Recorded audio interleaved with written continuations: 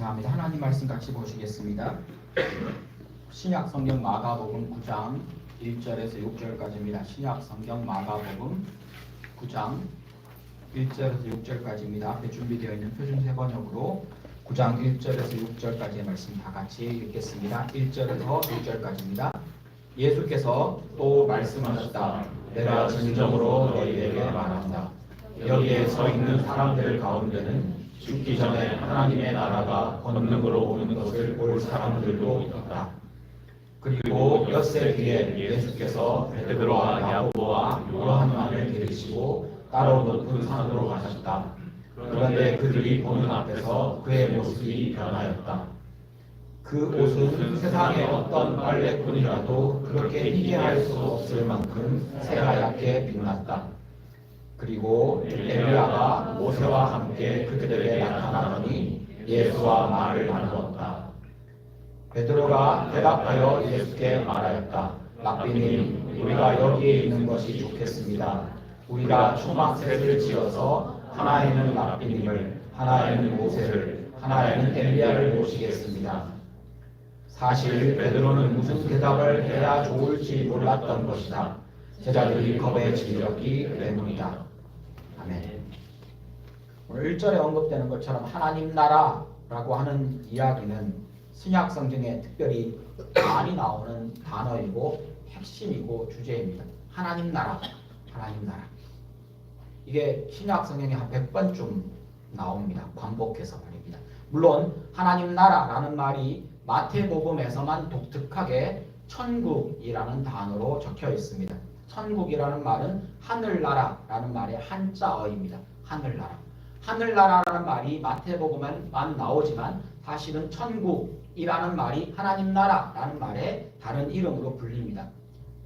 왜냐하면 이 유대인들이 하나님을 하나님이라고 부르지 못했습니다. 야훼라는 이름도 못 불렀지만 그냥 하나님, 엘로힘, 아도나이, 엘로힘이라는 단어를 그대로 부를 수 없었기 때문에 거룩하신 하나님을 부를 때 그냥 아도나이라고 부른다든지 혹은 하늘이라는 말로 바꾸어서 불렀습니다. 그래서 하나님 나라는 하늘나라를 가리키는 그들이 사용하는 용어였습니다. 이 단어가 100번쯤 사용하는데 이 하나님 나라를 천국이라는 말로 불렀던 마태복음을 포함해서 신약 성경에서 가장 중요한 주제이며 이 예수님의 복음의 가장 중요한 메시지가 하나님 나라입니다. 여러분 잘 아실 겁니다. 특별히 마태복음에 그 얘기가 나옵니다. 천국은 뭐뭐와 같다. 들어보셨지 않습니까? 예수님의 비유에 처음 시작하는 말은 거의 대부분 이렇게 시작합니다. 천국은 뭐뭐와 같다. 이게 다 하나님 나라를 설명하는 예수님의 방법이었습니다. 하나님 나라에 대해서 사실은 이 주제가 너무 커서 이걸 따로 다룰 수도 있겠지만 오늘 나오는 권능으로 이 땅에 임하는 하나님 나라를 이해하기 위해 하나님 나라에 대해서 기본적으로 알아야 되는 4가지가 있습니다. 여러분이 이 4가지 중에 무엇을 알고 있고 내가 무엇을 잘 몰랐는지 한번 확인해 보시면 좋겠습니다. 첫 번째로 하나님 나라에 대해서 먼저 알아야 되는 첫 번째는 그 하나님 나라를 예수님이 가지고 오셨다는 겁니다. 가지고 왔다라는 말에서 느낄 수 있듯이 이것은 외부에서 들고 들어온 그리고는 이 땅에다가 심어 놓은 나라입니다.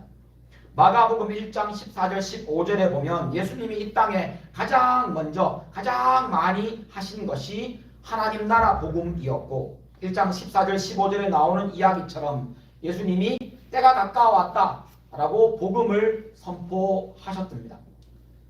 하나님의 나라가 하나님이 계획하신 그때에 하나님이 준비하신 그때에 하나님이 의도하신 모든 것이 다 준비되었을 때에 예수님이 갈릴리에 오셔서 하신 말씀입니다. 하나님 나라가 여기 있다.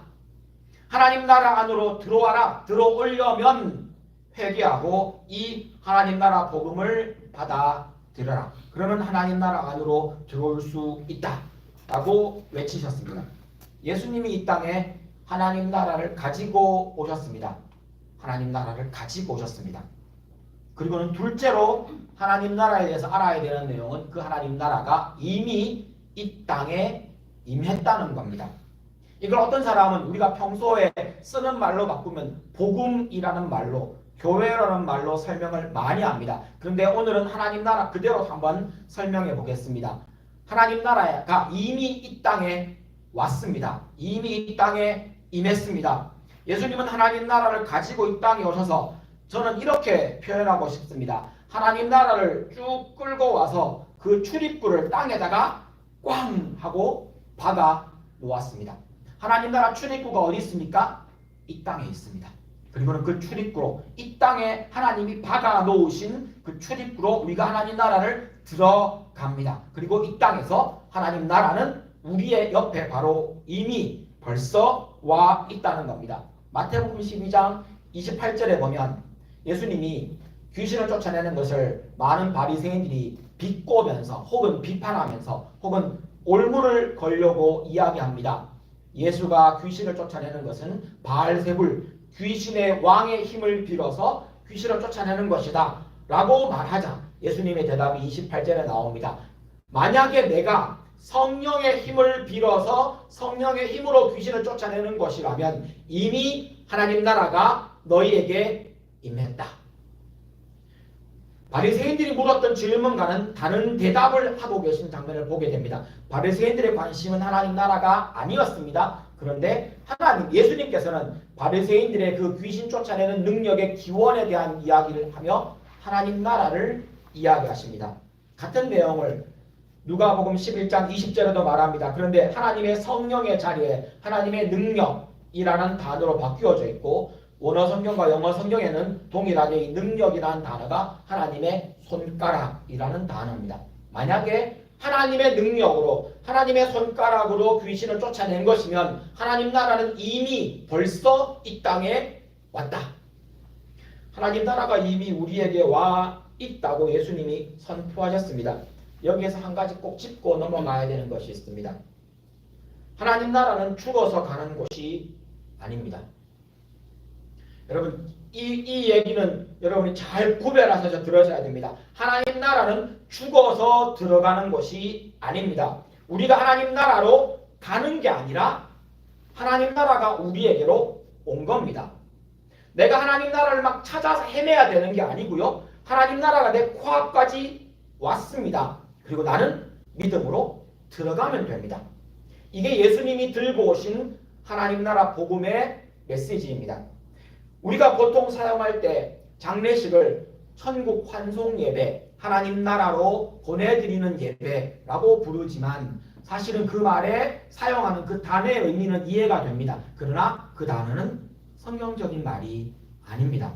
우리는 하나님 나라로 그 사람을 보내는 게 아니라 하나님 나라는 이 땅에서 예수 믿고 이 땅에서 들어가는 겁니다. 예수님이 그렇게 하셨다라고 성경에 콕 찍어 사실은 굉장히 강조하며 말하고 있는 겁니다. 하나님 나라는 죽어서 가는 곳이 아닙니다. 하나님 나라는 이미 이 땅에 임했고 하나님 나라는 이 땅에서 우리가 그 출입구를 통해 들어갑니다. 그래서 이 땅에서 하나님 나라를 벌써 누리기 시작하고 우리의 이 말을 우리가 알고 있듯이 복음과 교회로 표현한다면 이 땅에서 우리는 하나님 나라를 맛볼 수 있고 이 땅에서 하나님 나라 안에서 영원한 생명을 지금부터 벌써 시작한 겁니다. 예수님이 나사로를 살리신 장면에서 그런 이야기를 합니다. 죽은 사람은 예수 그리스도를 이 땅에서 믿은 사람은 죽지 않고 영원히 산다. 이 말을 다른 말로 바꾸면 하나님 나라 이야기로 바꾸면 이 땅에서 하나님 나라 안에 들어가 그때부터 벌써 하나님 나라를 살아가고 여기서부터 말입니다. 하나님 나라를 맛보고 하나님 나라를 경험합니다. 그리고 그 하나님 나라 안에서 영원히 우리의 육신이 잠깐 죽음을 맛볼 수는 있겠지만 우리의 영원한 생명은 벌써 이 땅에서부터 시작이 된 겁니다. 이게 하나님이 예수 그리스도를 통해 이 땅에 주신 이미 임한 하나님 나라입니다. 하나님 나라가 이 땅에 임했을 뿐 아니라 벌써 와 있습니다. 우리가 하나님 나라 안으로 예수 믿는 사람들은 하나님 나라 안으로 이미 들어와 있습니다. 이게 다른 이방 종교들과 다른 개념입니다. 그리고 세 번째로는 지금도 이 하나님 나라는 확장하고 있습니다. 넓어진다는 겁니다. 이게 이 말씀을 이 개념을 이해하시려면 하나님 나라, 이 나라라는 말로 이해를 하셔야 합니다. 원래 이 땅이 예수님의 말씀대로 이 땅은 사탄이 지배하고 있는 나라 땅이었습니다. 온전히 언제부터요? 아담과 하와가 타락할 때부터. 그래서 공중권세 잡은 자라고 불리우는 사탄의 이름은 이 공중이 세상을 말합니다. 세상 권세 잡은 자, 사탄. 사탄이 이 세상의 사람들을 자기 마음대로 부리고 자기의 힘으로 누르고 자기 힘으로 끌고 가고 오히려 이 세상 사람들은 사탄을 따라 사탄에게 종노릇하며 살아가는 세상입니다. 성경에서 말하고 있는 겁니다. 근데 이 땅에다가 예수님이 하나님의 하나님 되심이라는 높은 권위를 가진 하나님 나라를 가지고 와 땅에다가 꽝 하고 박아 놓았습니다. 그리고는 그 땅이 점점 넓어집니다. 아니 처음 들어보신 이야기입니까? 여러분 그러면 이 말씀 기억하시고 이후에도 찾아보시고 이런 류의 말씀이 나오시면 더 확실하게 마음속에 기억하셔야 되는 내용입니다. 하나님이 비유들을 대부분 예수님께서 비유들을 이 땅에서 설명하실 때 특별히 마태복음 13장 비유장입니다. 거기에 천국은 뭐뭐와 같다 라고 시작하는 그 비유장의 이야기가 자세하게 나옵니다. 잘 모르는 것을 설명할 때 이렇게 비유를 통해 설명하시는 것이 예수님의 방법이었습니다. 13장 31절 32절에 보면 천국을 비유로 설명하시면서 천국은 마치 뭐뭐와 같다. 이렇게 시작합니다. 그러면서 들고 있는 것이 겨자씨. 무슨 얘기를 하고 있는 겁니까?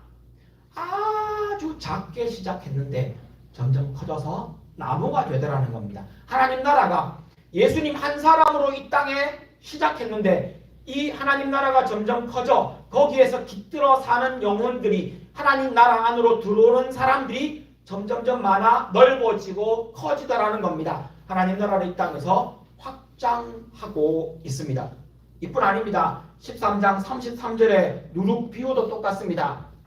작은 누룩이 빵 전체를 부풀리는 것처럼 하나님 나라는 작은 것으로 시작했지만 이 땅의 모든 것을 변화시키는 능력이 있습니다. 그 역할을 누가 합니까? 교회가 합니다. 그 역할을 어떻게 합니까? 복음을 전하는 전도의 방법을 합니다. 사람들이 말하는 그 미련한 방법. 그것으로 하나님은 이 땅에 하나님 나라가 넓어지도록 확장하도록 다른 말로 예수 믿는 사람이 늘어나도록 하나님 나라 안으로 들어오는 하나님의 백성이 많아지도록 하나님이 지금도 일하고 계십니다. 하나님 나라는 그냥 멈추어 있는 것이 아니라 지금도 넓어지고 있고 지금도 그 범위와 그 사람들이 많아지고 있습니다. 씨앗이 자라서 여러분 씨 뿌리는 비유 기억하실 겁니다. 30배, 60배, 100배 열매를 맺었다. 이게 어떤 맥락에서는 개인의 열매가 맺혔다라는 것으로도 해석이 될 수 있지만 사실은 그 문맥과 내용을 보면 이건 하나님 나라의 확장입니다. 얼마나 많이 넓어집니까? 30배, 60배, 100배. 씨 하나가 떨어졌는데 씨가 30개 맺힌 겁니다. 나 하나 예수 믿었는데 내가 예수 믿음으로 30명이 예수 믿고 60명이 예수 믿고 100명이 예수 믿는, 물론 시간적인 차가 있겠지만 그렇게 하나님 나라는 넓어지고 확장되어 갑니다. 하나님 나라 백성들이 어떤 사람들입니까? 하나님은 나의 왕이십니다 라고 고백하는 사람들 말입니다. 그들이 점점 더 많아집니다. 하나님 나라에서 네 번째로 꼭 우리가 기억해야 되는 것은 마지막 때에 이 하나님 나라가 완성이 됩니다. 이 완성된다는 표현을 다른 말로 표현하면 지금 그러면 이게 불완전하냐? 아니요. 하나님의 계획된 것 그 마지막이 완성이라는 단어로 표현한 겁니다. 하나님 나라의 완성을 우리는 예수님의 재림과 심판 뒤에 있을 새하늘과 새 땅이라고 요한계시록이 표현하는 겁니다. 이사야서에서 말하는 것 혹시 이야기 들어보셨습니까? 사막에 샘이 넘쳐 흐르고 자연까지 완전히 회복이 됩니다. 독사굴에 아이가 손을 넣고 양이 사자와 뛰어놀고 아이들이 회복된 자연, 회복된 피조 세계에서 사는 것, 이게 새하늘과 새 땅의 모습이며 혹은 더 나아가서 계시록 21장 1절에 보면 이 완성된 하나님 나라에서 새하늘과 새 땅이라고 불리우는 그것이 하늘에서 내려옵니다. 이전 땅과 이전 하늘은 없다고 표현합니다. 하나님 나라 새하늘과 새 땅을 설명하면서 4절에 보면 우리의 눈에서 모든 눈물을 닦아주시고 하나님 나라가 완성되면 그때 하나님이 우리 눈에서 눈물을 힘들고 서럽고 아팠던 것들 다 닦아주시고 상처와 아픈 기억까지도 다 회복시키시며 그곳에는 죽음도 없고 슬픔도 없고 울부짖음도 없고 고통도 없을 것이다. 하나님 나라는 그렇게 완성이 됩니다.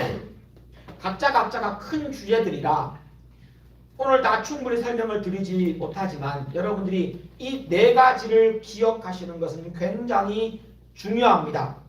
그리고 어떤 것을 여러분이 알고 계시고 어떤 것이 여러분에게 새로운 것입니까? 기억하셨다가 여러분 이것은 여러분이 찾아보셔야 되는 거고 확인해 보셔야 되는 하나님 나라의 중요한 진리들입니다. 하나님 나라는 이미 임했고 예수님이 가져오신 하나님 나라는 이미 임했고 예수 믿는 우리는 하나님 나라 안으로 들어왔고 하나님 나라 백성으로 이미 살고 있습니다. 그러면 하나님 나라를 이만큼 알고 나면 오늘 본문에 나오는 1절을 다시 읽게 됩니다. 하나님 나라가 1절입니다. 권능으로 임하는 것을 본다. 오늘 본문 9장 1절에 나오는 이 하나님 나라가 권능으로 임한다 라고 하는 이 개념은 하나님 나라가 권능으로 임한다는 이 개념은 사실은 우리가 지금까지 말했던 하나님 나라가 예수님이 가져오셨고 이미 임했고 확장하고 혹은 그 다음에 완성된다라고 하는 개념 사이에 끼어 들어가는 중요한 이야기입니다. 특별히 여기 나오는 권능이라는 단어에 주목해 볼 필요가 있습니다. 권능이라는 단어는 기적을 가리킵니다. 그냥 다른 설명 필요 없이 이것은 기적입니다. 초자연적인 힘을 의미합니다. 이 권능은 이 땅에 하나님 나라가 임하고 확장하는 동안에 하나님의 강력한 힘과 능력으로 사탄의 세력을 부수고 하나님 나라가 세워지고 확장하는 사건, 그때 권능으로 하나님 나라가 임한다 라고 표현을 합니다. 이렇게 표현하고 나면, 이렇게 이해하고 나면 하나님 나라가 이 땅에 세워지고 확장하고 마지막 심판과 재림의 사건들이 이 하나님의 권능으로 이루어진다라고 본다면 오늘 본문 바로 이어지는 읽은 변화산에서 예수님이 제자들에게 보여주신 보게 하신 그 사건도 하나님 나라가 권능으로 임하는 사건이고요. 동시에 예수님이 성령님이 오신다라고 약속해 주셨고 보혜사 성령이 내려오시는 그 사건도 하나님 나라가 권능으로 이 땅에 임하는 사건이 되고요. 기적과 이적을 통해 하나님 나라가 여기에서 일하시는 모든 것이 권능으로 하나님이 일하시는 장면이 됩니다. 권능으로. 하나님이 왜 권능을 사용하십니까?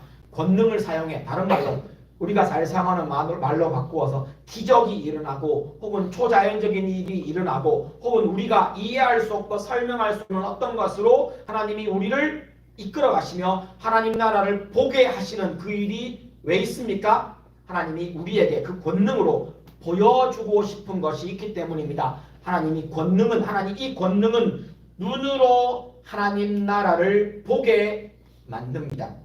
2절 말씀을 보면 베드로, 야고보, 요한 3명이 예수님을 따라 산에 올라갔습니다. 그리고 그들 앞에서 예수님의 모습이 변합니다. 지금 권능으로 하나님 나라가 임하며 어떤 일이 일어납니까? 사람들이, 예수 믿는 사람들이 혹은 백성이 그 변화된 어떤 장면을 보게 됩니다. 권능의 목적은 보여주는 것이었습니다. 2절의 내용 중에 예수님의 모습이 변하는 걸 보게 됩니다. 근데 이렇게 예수님의 모습이 변했다. 예수님의 모습이 변한 겁니다. 모습이 변했다는 것은 여기에만 나오는 것이 아니라 예수님이 십자가에 죽으시고 부활하셨을 때에도 이렇게 표현됩니다. 예수님의 모습이 바뀌었습니다. 요한복음 20장 14절 15절에 보면 마리아가 예수님이 죽으신 장사된 그 무덤에 갔다가 예수님을 만납니다. 근데 못 알아봐요. 왜 못 알아봅니까? 예수님의 모습이 바뀌었기 때문입니다. 성경에 그렇게 표현합니다. 20장 14절 15절에 보면 마리아가 예수님을 보고 못 알아보고 그 무덤을 지키는 사람인 줄 알고 그 무덤지기인 줄 알고 혹시 저기 우리 주님의 시체를 보셨습니까? 누가 가져가는 걸 보셨습니까? 라고 묻습니다. 예수님이 대화를 나눕니다. 못 알아봐요. 그러다가 예수님이 마리아가 등을 걸려 가려고 할 때 마리아야 라고 이름을 부르실 때 그 익숙한 호칭, 그 익숙한 목소리를 듣고서야 주님 하면서 돌아서서 갑자기 예수님께 다가가려고 하는 모습을 보게 됩니다. 예수님이 부활하셨을 때에도 이 변화산에서처럼 모습이 바뀌었습니다. 이게 하나님 나라에서 우리가 바뀔 것을 의미하는 것도 맞습니다. 그뿐 아니라 예수님이 부활하셨을 때 엠마오로 가는 두 제자가 예수님과 하고 만나서 길을 걸어갑니다. 예루살렘에서 엠마오까지 거리가 한 7마일쯤 됩니다. 걸어가면 이 거리가 한 2시간 반, 대화하면서 걸어갔다면 3시간까지 걸릴 수 있습니다.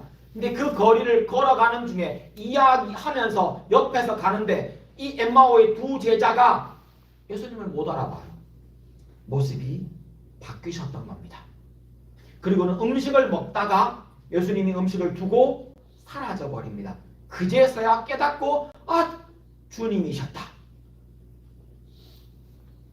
예수님의 모습이 바뀌었을 뿐 아니라 변화산에서 제자들은 예수님의 모습이 바뀐 것을 보았습니다. 그뿐 아니라 3절에 보면 재밌는 표현이 나옵니다. 빨래 전문가가 아무리 빨아도 이렇게 하얗게 만들 수는 없을 거다. 옷이 그렇게 하얘졌답니다. 아마도 다른 성경 구절들이나 이와 유사한 장면들을 생각해 볼 때 빨래에서 이 옷이 그냥 하얘진 수준이 아니라 옷에서 빛이 났던 것 같습니다. 너무 하얘져서 막 옷에서 빛이 나서 눈부시게 되었다 라는 의미로 받아들일 수 있습니다. 이들이 보았습니다. 예수님의 변화된 모습과 그 옷이 하얘져 빛이 나는 것을 본 겁니다. 그것만 본 게 아닙니다. 권능으로 하나님 나라가 이 땅에 임할 때 하나님이 보게 하십니다. 변화된 모습과 옷뿐 아니라 4절에 보면 믿음의 선배들을 봅니다. 이건 이 땅에서 볼 수 없는 장면입니다. 왜요? 이 사람들은 이 땅 사람들이 아니거든요.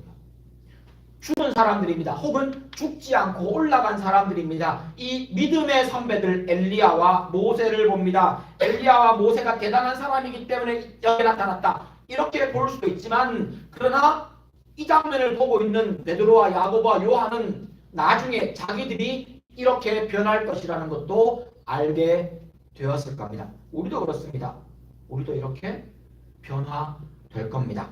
우리도 그 길을 야고보 이 엘리야와 모세와 같은 길을 가고 있는 사람이기 때문입니다. 이 땅을 살아가는 동안 여러분 하나님 나라가 권능으로 임할 때 하나님 나라가 확장할 때 하나님이 여러분에게 보여주실 수 있습니다.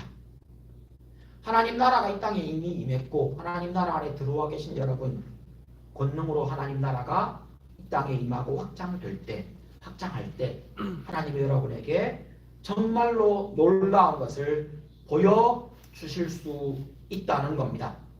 권능으로 이 땅에 하나님 나라가 임할 때 보는 것뿐 아니라 또 한 가지 놀라운 것은 몸과 마음으로 하나님 나라를 느끼게 해주신다는 겁니다. 5절 말씀에 보면 베드로가 초막은 풀로 만든 텐트입니다. 나뭇가지와 풀로 만든 텐트를 만들어서 거기에 더 머물려고 합니다. 표현이 재밌습니다. 하나는 누구를 위해, 하나는 누구를 위해, 하나는 누구를 위해. 근데 6절에 보니까 베드로와 제자들이 너무 당황했고 겁에 질려서 자기가 뭘 말하는지도 몰랐습니다. 이게 그냥 너무 놀랐다, 겁에 질렸다. 자기가 무엇이라고 말하는지도 무슨 대답을 해야 할지도 모를 만큼 당황하고 겁에 질렸다. 그런데 왜 거기 머뭅니까? 이것만 한번 생각해 보십시오. 겁에 질렸는데 거기 계속 머물고 싶습니까? 당황했는데 거기 계속 있고 싶으십니까? 아니요. 이 말에는 독특한 그 느끼는 표현된 감정과 실제 행동이 전혀 다르다는 것을 확인합니다. 이걸 통해 추측해 볼 수 있는 것 한 가지는 이들이 이때 느꼈던 감정을 그냥 총체적으로 너무 좋았던 겁니다. 너무 좋았던 겁니다.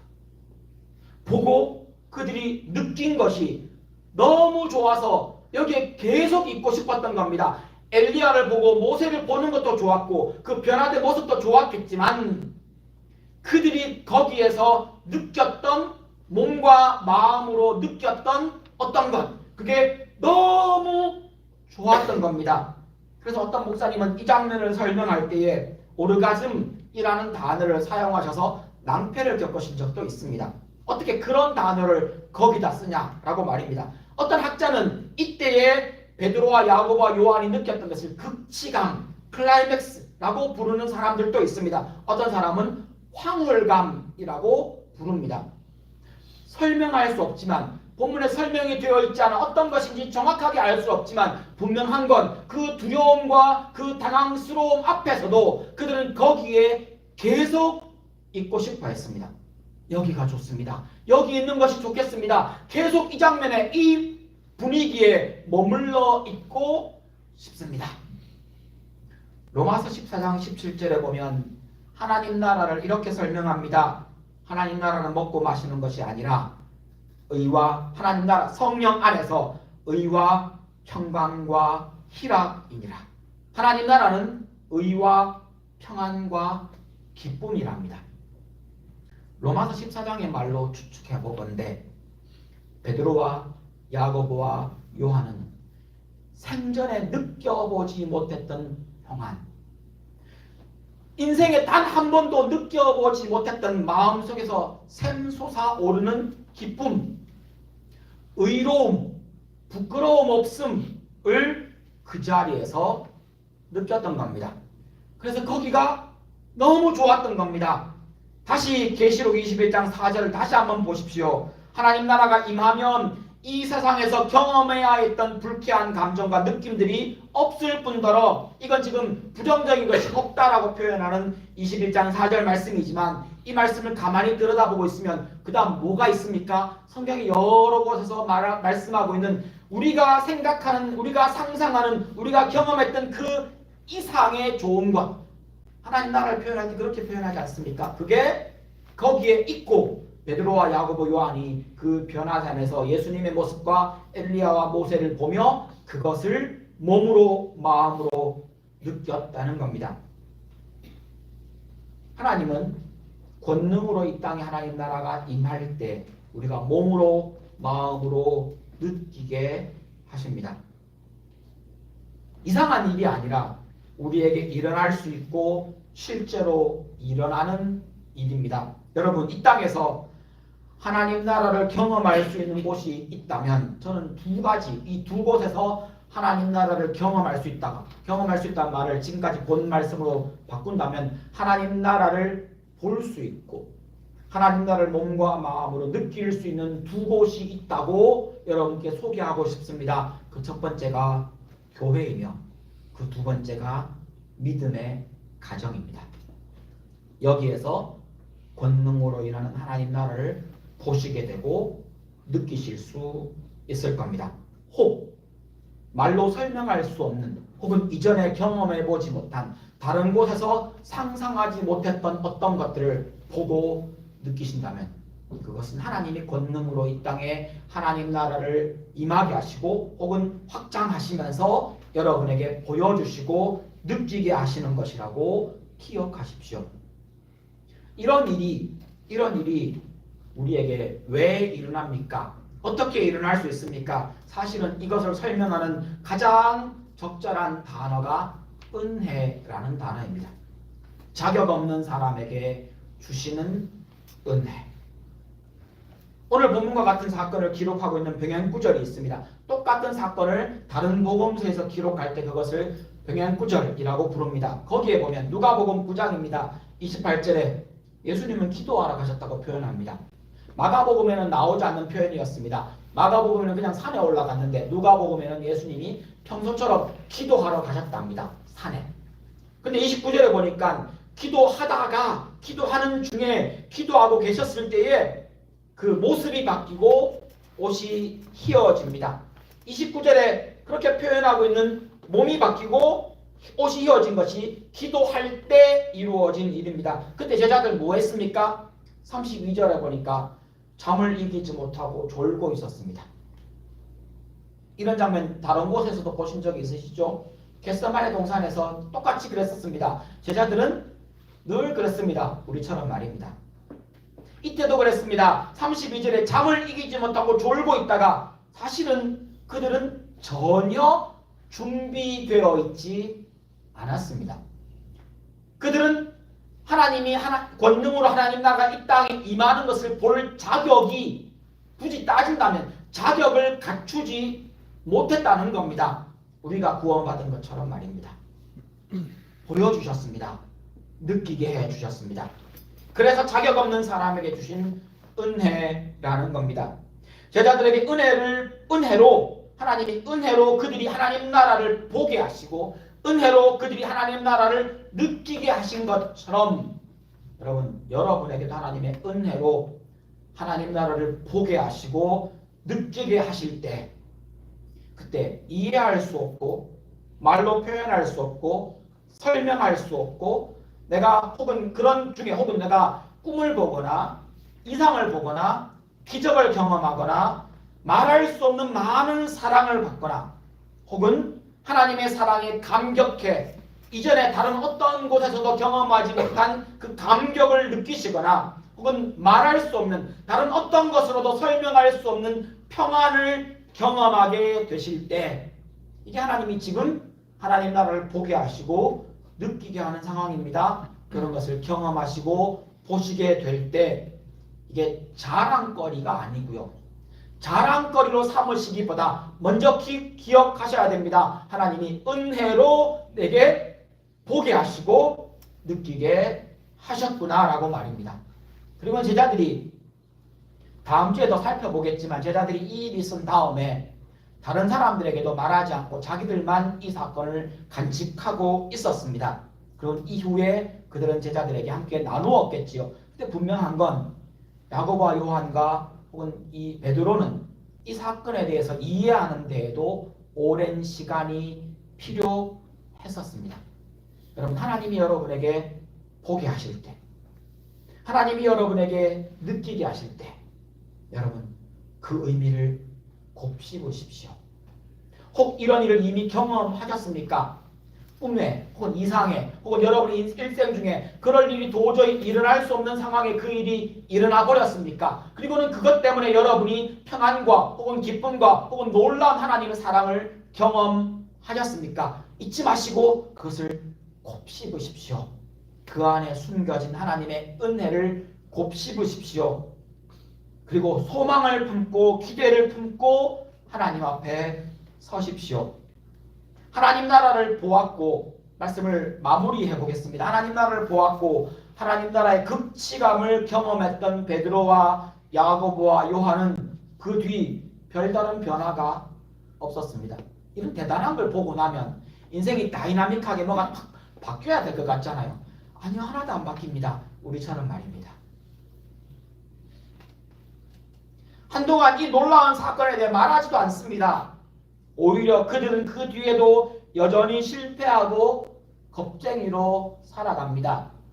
여러분 인생 중에 하나님 이번에 이런 일이 일어나면 그 사람들은 의사들은 과학자들은 혹은 지식 있는 사람들은 그 일이 다 불가능하다고 말하지만 하나님 이 일 이루어 주시면 그렇게 우리는 보통 기도할 때 기적을 요구하죠. 하나님께 하나님 이 기적이 일어나면 하나님 제가 이렇게 할게요. 이 기적이 일어나면 제가 하나님을 열심히 믿겠습니다. 평생 제 몸을 하나님께 바치겠습니다. 이런 지키지도 못할 약속을 하면서 하나님께 기도하죠.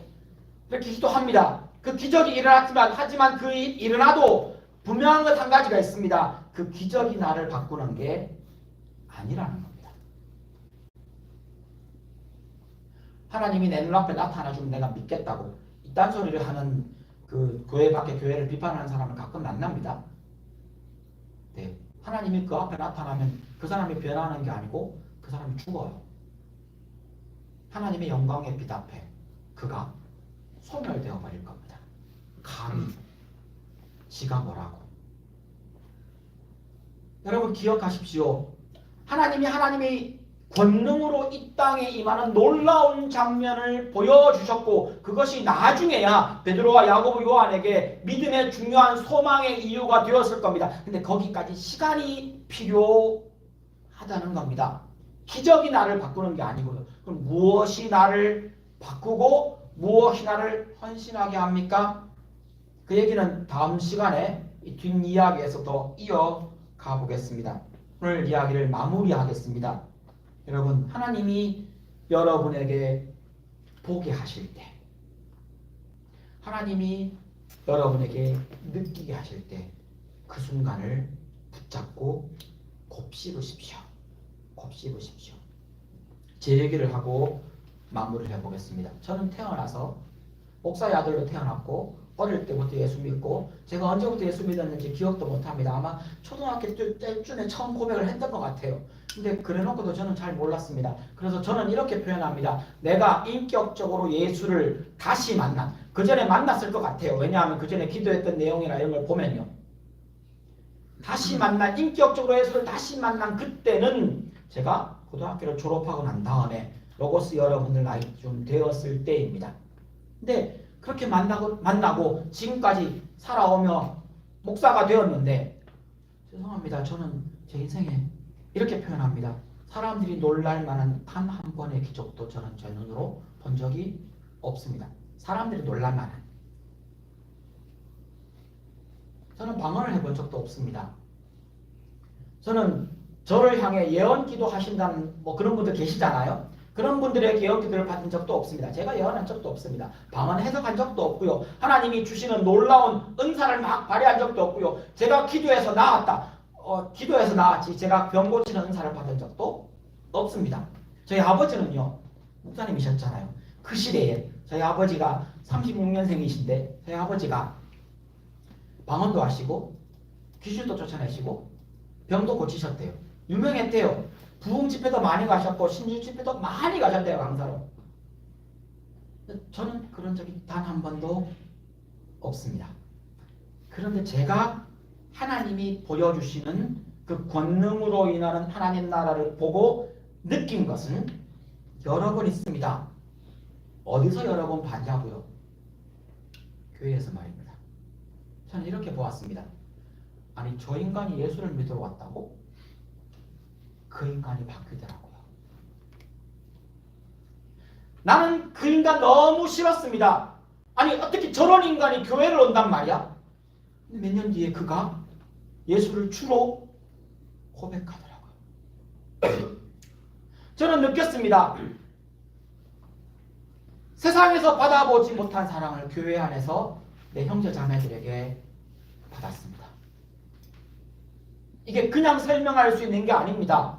여러분, 나를 도와주고 나를 사랑한다고 그들에게 도움되는 게 아무것도 없는 상황이었습니다. 그들이 나를 돕는다고 그들에게 도움이 되는 아무것도 없는 상황에서 누가 돕습니까? 근데 그들은 나를 걱정해주고 나를 위해 기도하고 나를 위해 눈물 쏟아주는 것을 보았습니다. 세상에서 설명할 수 없는 겁니다. 예수 아니면 그들을 만날 일도 없습니다. 저는 교만하고 저는 혼자 똑똑한 사람이라 내가 옳지 않다고 인정하기 전까지는 누구의 말도 받아들이지 않는 교만한 사람입니다. 그런데 이런 제가 그들의 지식이나 그들의 성경 지식이나 그들의 똑똑함이 아니라 그들의 사랑 앞에 그 사랑 안에서 하나님의 사랑을 보았고 하나님의 사랑을 느꼈습니다. 설명할 수 없는, 이해할 수 없는 그 사랑을, 그 놀라운 은혜를 교회 안에서 보고 느꼈습니다. 블랙스버 한인교회에서도 보고 느끼고 있습니다. 제가 여러분들에게 표를 안 내서 그렇지 여러분 처음 보면서 제 마음속에 완악한 마음이 생길 때 얼마나 못되게 마음을 먹었는 줄 아십니까? 말할 수 없을 만큼 저는 그렇게 마음이 완악한 사람입니다. 전 이런 저를 여러분은 못 느끼시겠지만 여러분이 변화되어가는 모습을 보며 하나님 앞에서 무릎을 탁 칩니다. 우와, 하나님 참, 그때 제가 잘 쓰는 표현이 있습니다. 하나님 진짜 성격 좋으시다. 제가 지금도 용납하지 못하는 어떤 사람, 예전에 만나보고 경험했던 어떤, 지금도 그 사람의 모습을 떠올리면 분노가 일어나는 어떤 사람들이 하나님의 일을 한다고 할 때 콧방귀를 뀌면서 하나님 저런 인간도 하나님 일 시키시랍니까? 더 상처받는 사람이 더 많을 텐데요 라고 말했는데 그 사람을 사용해 하나님이 일하시는 모습을 듣고 나면 설명할 수 없는, 이해할 수 없는 하나님이 제게 그것을 보게 하시고 느끼게 하십니다.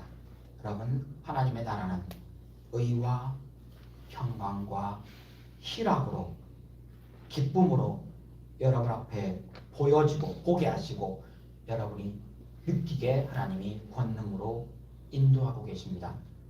곱씹으십시오. 그 안에 머물러 계십시오. 같이 기도하시겠습니다. 기도할 때 하루하루 하나님 나라에서 살며 보며 느끼는 은혜를 주옵소서. 이 은혜로 오늘도 힘있게 살아가게 해주십시오. 하나님 나라를 지금부터 벌써 누리게 해주십시오 라고 하나님 앞에 먼저 기도하시면 좋겠습니다. 함께 기도하시겠습니다.